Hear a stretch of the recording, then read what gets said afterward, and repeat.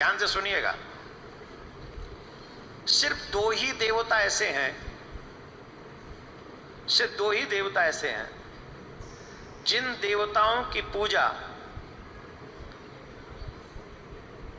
बेर के रूप में भी होती है, साकार रूप में भी होती है और निराकार रूप में भी होती है। साकार और निराकार के रूप में दो भगवान, और बाकी के सबकी पूजा साकार रूप में तो होती है देवताओं की, पर निराकार रूप में किसी की पूजा नहीं होती। आप समझ गए कि नहीं? साकार माने अभी साकार रूप दिख रहा है, ये साकार रूप है, उनका पूरा रूप दिख रहा है। इसीलिए कहता हूं समझो अपने धर्म को। कितने लोग हमारा मजाक उड़ाते हैं, शिवलिंग का मतलब वो कुछ और समझते हैं। पुरुषत्व लिंग नहीं है, ये हमको समझना होगा। ये साकार रूप है और शिवलिंग जो है वो निराकार रूप है। निराकार रूप का मतलब है सब उसी में से आते हैं और सब उसी में समा जाते हैं। जिसमें संसार लय हो जाए वो लिंग है।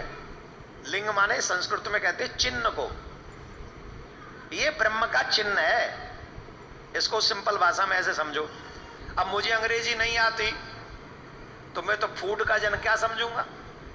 अब मुझे अंग्रेजी आती नहीं और मुझसे कहे do you want to eat food, अब हम समझेंगे ही नहीं। अच्छा जिसे नहीं आती वो कहेगा फूड, अरे रोटी दादा रोटी, फूड ना चाहिए। Do you want to eat food, fast food, slow food, medium food, कौन सा फूड? अब जिसे आती नहीं वो क्या समझेगा, लेकिन जिसे समझ में आती है वो समझ जाएगा कि मुझसे भोजन के बारे में पूछ रहे हैं। तो भाषा का अंतर होगा। अब संस्कृत तो बोल आज के लोग जानते नहीं, संस्कृत जानते नहीं, तो उनको कहा लिंग। लिंग माने उनको समझा पुरुषत्व ना, ये ब्रह्मत्व है जिसमें सब लय हो जाए और जिसमें सब समा जाए, जिससे सब आते हैं और जिसमें सब समा जाते हैं, उसी का नाम लिंग है। तो ये शिवलिंग जो है ब्रह्म का निर्गुण स्वरूप होगा कि ये क्या है।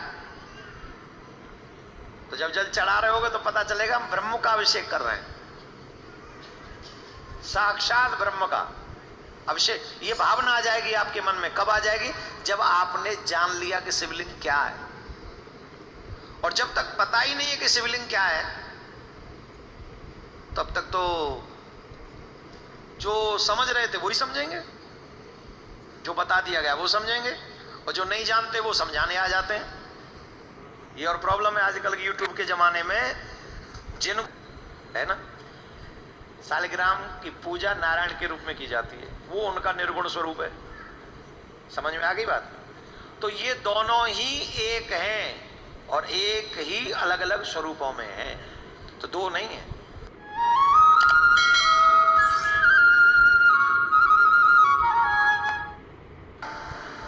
छोटे छोटे 2-3 बच्चे थे, छोटे छोटे बच्चे थे उनके। शिव जी की बड़ी दयालु, बहुत प्यारी कथा है ये,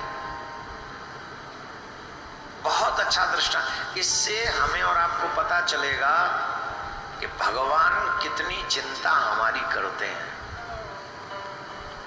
दुर्भाग्य इस बात का है कि हम भगवान पर विश्वास नहीं करते। आप विश्वास करो। उनके छोटे छोटे तो बच्चे थे और इतने गरीब थे कि रोज नित्य मजदूरी करके, सेवा करके अपना और अपने बच्चों का पेट भरते थे।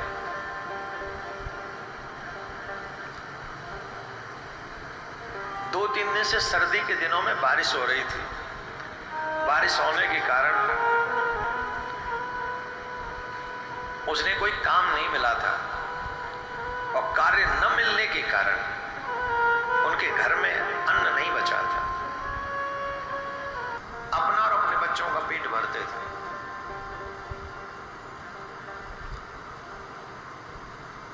दो तीन ईंट उठाने का जो भी काम होता है वो ही करती थी, लेकिन एक नियम बना रखा था। 2-3 दिन से काम मिला नहीं था।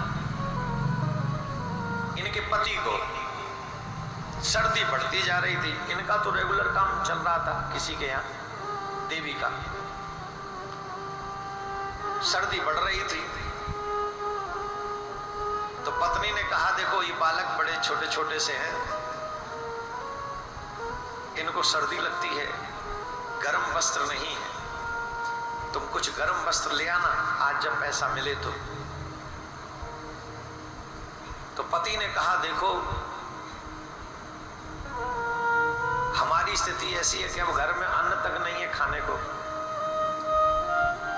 सर्दी भी बढ़ रही है, पहली बात तो काम मिले तो हमें इतना तो धन मिलेगा नहीं कि हम गर्म वस्त्र ले आए। अभी तुम